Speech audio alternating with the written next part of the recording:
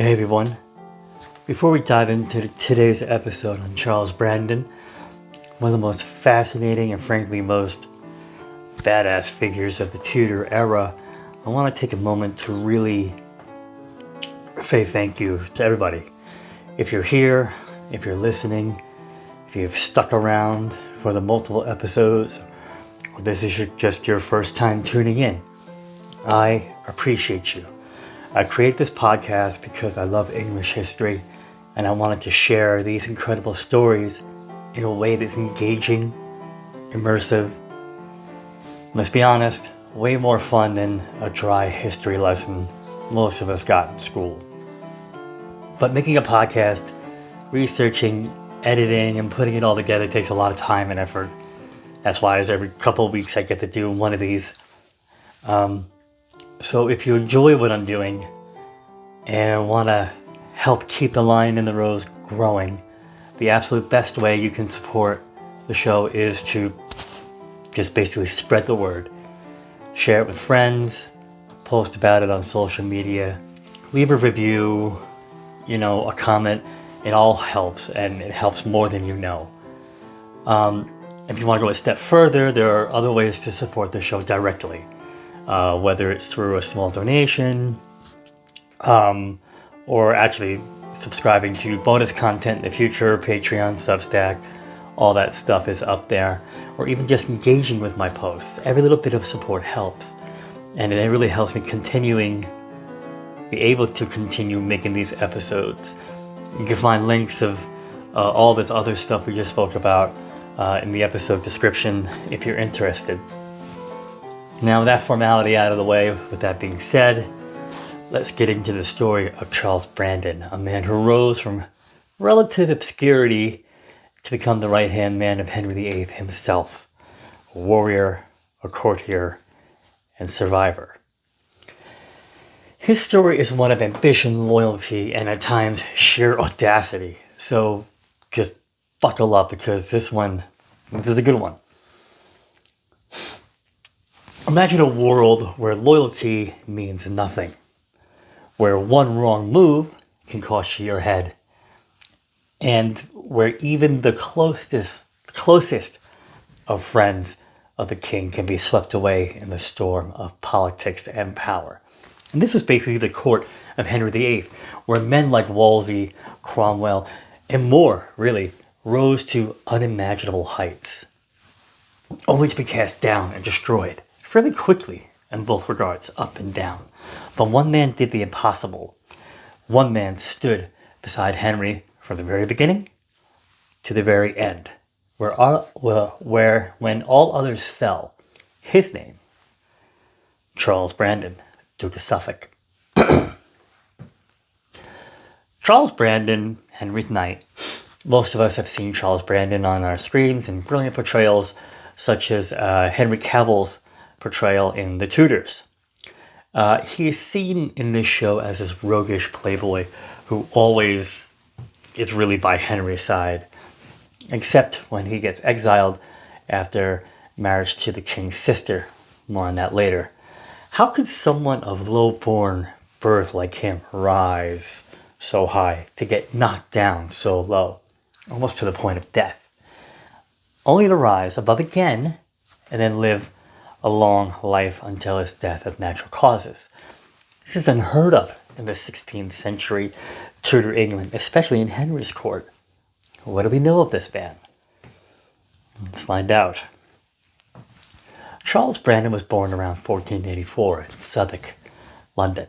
His father, Sir William Brandon, was Henry VII's standard bearer at Bosworth, and he was actually personally killed by Richard III in combat.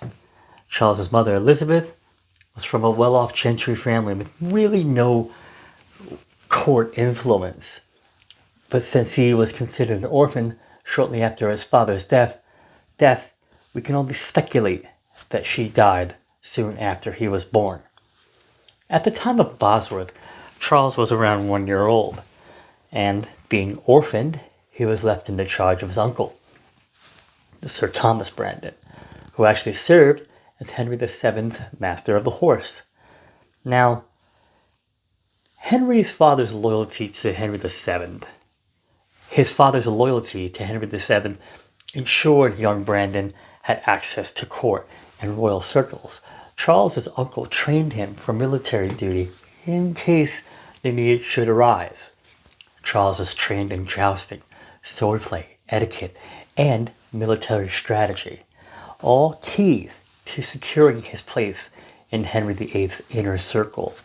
It's because of this early education and court exposure which gave young Charles understanding of royal politics and warfare.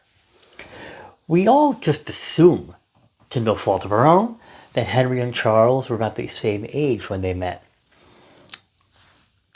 Common misconception, they were not. Charles was around 6 years older than Henry, so by 1509, Brandon was already a skilled knight and jouster.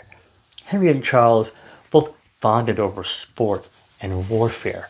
Henry really admired warrior knights, and Brandon's physical prowess really made him stand out to the future king.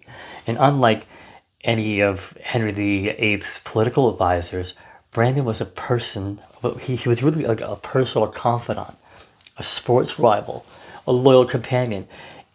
In teenage years, 6 years is a fairly large gap. And it would be fair to say there was probably a little bit of hero worship going on here. Henry VIII idealized chivalry, and Brandon was a living embodiment of the chivalrous knight. And by the time Henry started competing, Charles was already a jousting champion. But as cases like this usually go, these two rivals, it came down to like the mentor becomes the equal, and their friendship evolved from hero worship to comrades in arms. Henry saw Charles as his ideal knight, someone who reflected the romanticized warrior kings of old. Charles Brandon wasn't just a friend, he was Henry's role model in the art of war, sport, and chivalry. Charles, like his comrade Henry, had few marriages under his belt at the time of his death, and it seems they were more alike than any of us really thought in that respect. And yes, some were controversial. Charles was betrothed to Anne Brown, the noblewoman with really strong court ties, but eventually broke that engagement to marry her wealthy Aunt Margaret Neville, almost certainly for financial gain. Charles Brandon was not yet powerful enough to pull that kind of thing off, and was ordered to break off the engagement and go back to Anne Brown by her family. Now it really definitely shows the early ambition on Charles's part. But again, he didn't have the political power to break marriage contracts. But eventually he will, and we'll talk about that. Brandon's early marriage moves weren't about love at this point. They're about securing a future at court. And Anne Brown and her aunt were two good options. Now you would think at this point it would make Charles look very bad to his peers and his sovereign, really. Funny enough, it was a scandal, with no question, but it wasn't a career-ending thing. Brandon's charisma and military skill allowed him to bounce back. People often forget about this marriage fiasco due to his part. He's got a more controversial marriage coming up, so this is nothing, and it was to marry Tudor. This whole ordeal shows that Charles was politically savvy enough to really recover from this. The Tudor court loved gossip. I think any group really does, and Brandon's love life gave him plenty to talk about.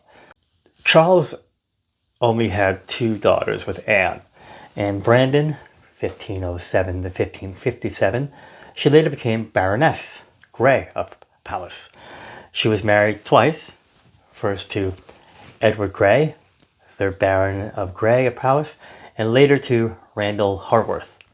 Now, Mary Brandon, 1510 to 1544, she married Thomas Stanley, 2nd Baron of Monteagle, and they had children. Once Henry VIII became king, Charles' role really changed into something very different. Brandon was extremely central to Henry's daily life, both personally and politically. In 1513, he was made master of the horse, really putting him in charge of the king's horse transport, tournaments, and basically ensuring he was constantly in Henry's presence.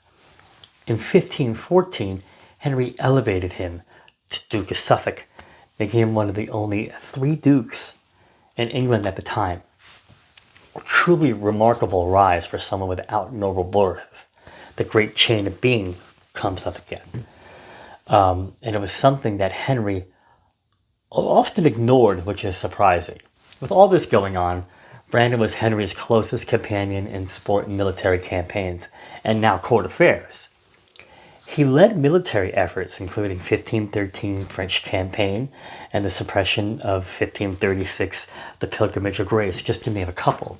His role as a trusted confidant really ensured that he remained influential in Henry's key decisions.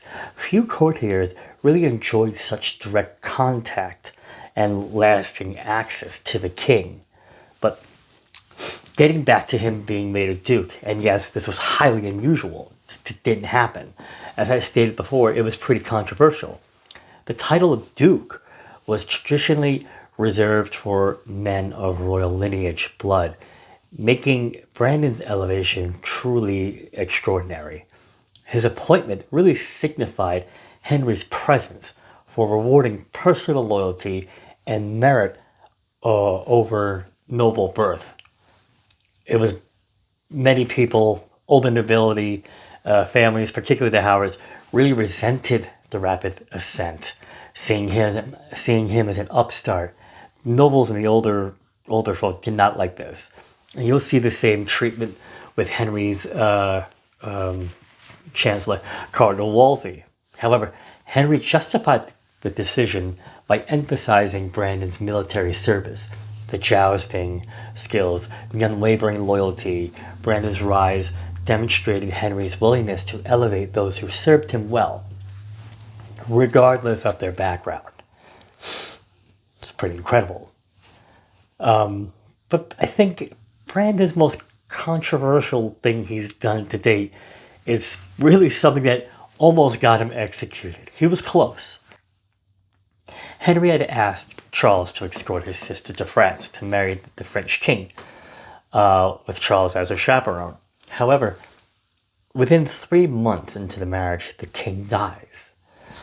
Things happen that can't be avoided, but what happened next would be a real true test of Henry and Charles's friendship.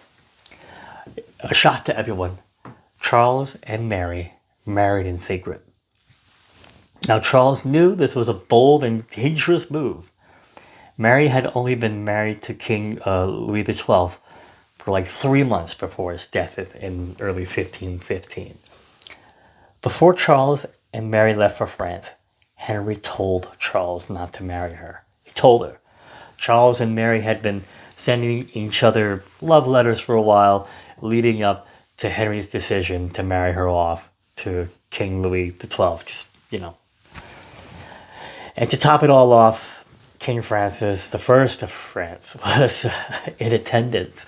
All this was treason, and Charles knew it. Why though? Fearing she would be used as a political pawn in another forced marriage, Mary turned to Brandon, whom she had loved before her French betrothal.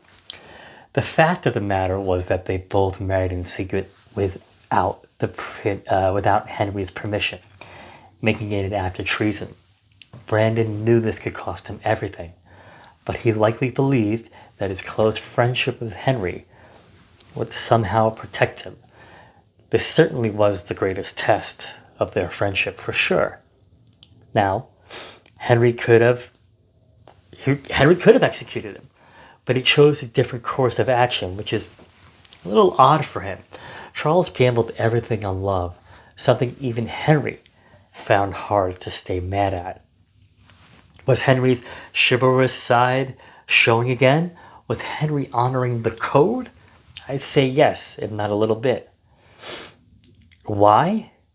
Well, when Henry heard of the news, he obviously was beyond furious. Marrying a royal without his approval was treason. Brandon and Mary were summoned back to England, where they expected obvious severe punishment. Surprisingly enough, who comes to Brandon's aid was Cardinal Wolsey. He actually intervened and actually brokered a settlement that allowed Brandon to keep his head, but at a cost. Brandon was fined around £24,000 back then, millions in today's cash, though it was later reduced, and Mary had to fork over her plate from her marriage from the King Louis XII. But despite initial anger, Henry forgave remarkably quickly, and by the end of 1515, Charles was already back in favor. Chivalry. How could this Henry deny his best friend Charles's love? I also think that there was a valid reason to fine Brandon all that money. I think Henry was big on his reputation. He prided himself in the face of the public, of course. So I think fining Charles in the way that he did was a way to forgive Charles and also save face. The fact that Brandon survived and remained in Henry's good graces speaks volumes about their bond and the way they went about it. Charles and Mary would go on to have 2 sons who died young, but also 2 daughters, Frances and Eleanor. Frances would go on to marry Henry Grey, 1st Duke of Suffolk, a title created after all of the male heirs of Brandon had passed on. It was actually created by King Edward VI. I think we all know where this is going to be heading. Yes, Charles Brandon's granddaughter was Lady Jane Grey, the 9 Days Queen.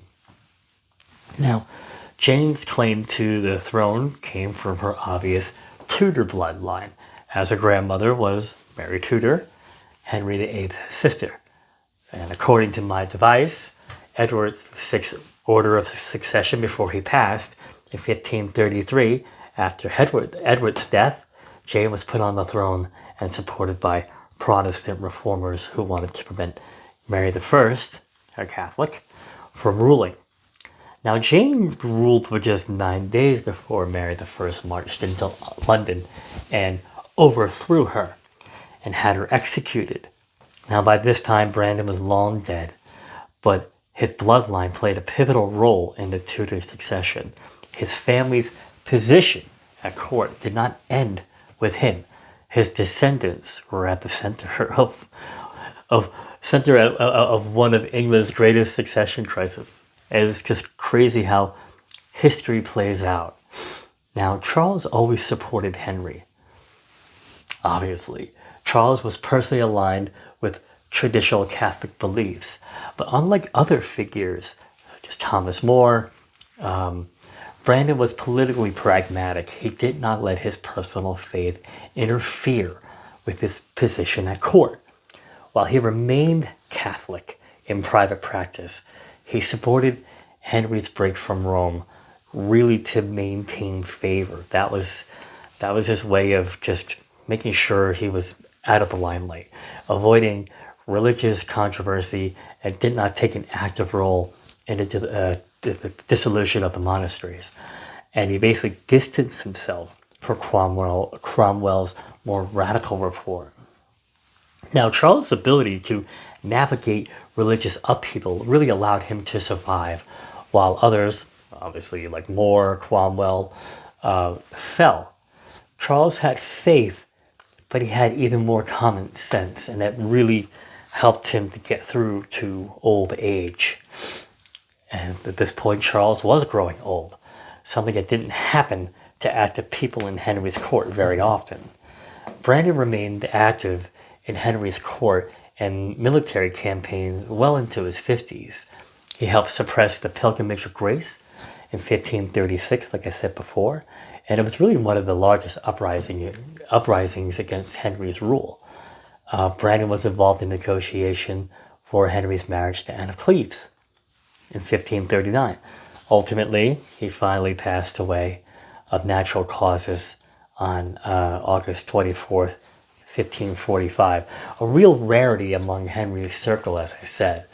Henry VIII personally paid for Brandon's funeral and actually even had him laid to rest at St. George's Chapel in Windsor Castle, an honor usually reserved for royalty. He was one of the few men to really rise with Henry and stay in favor until the very end. His longevity at court, it was really remarkable. Charles Brandon's death was a rare and peaceful one. Charles Brandon knew how to maneuver at court and really keep his head on safely. It's just really a story of friendship, love, chivalry that we still talk about it 500 years later. It's truly amazing, and an intriguing life of a man who was shrewd and knew how to treat a king. And I think the main reason Henry loved and respected Charles was simple. Charles never took more than was given to him by Henry. He never took advantage. He made some questionable decisions, but was never out of malice for the king. And I would like to think Henry really liked that and appreciated that about Charles. At the end of it, Henry and his knight Charles had a pretty good go of it. And that's it for Charles Brandon.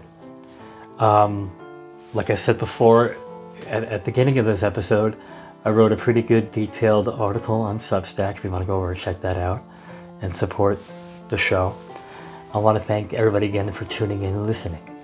I know there's lots of stuff out there to consume and to check out, and I appreciate every one of you for choosing me. I really enjoy doing this for you. I love it. So, with that being said, check out the social media links in the bio, in the description. Next episode is coming up. I think everybody's going to enjoy as well. It's something I've been working on for a little while. So keep your sword sharp and keep your history sharper. Until next time.